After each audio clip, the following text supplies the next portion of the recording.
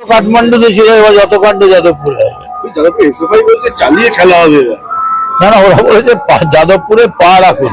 আমি বললাম নিজের বাড়িতে আপনারা পা রাখতে পারবেন কিনা পাড়ায় খবর নিন। আমার মনে হচ্ছে পরিস্থিতি যেদিকে যাচ্ছে যে আপনারা নিজেরা আসলে ওরা ভাবছেন যে মার্কস বোধহয় রাসবিহারীতে জন্মেছিলেন, লেনিন হাডুডু খেলতেন, মাও সেতুং পুকুর পাড়ে সাঁতার কাটতেন।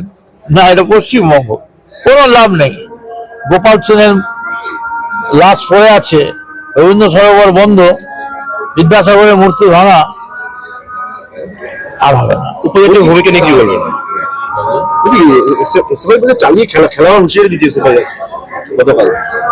আরে এমন খেলা খেলেছে যাতে বিধানসভায় শূন্য হয়ে গেছে। শূন্যের তো নিচে নামা যায় না, শূন্যর কম হলে নয় নিচে বলতে আরো যাবে।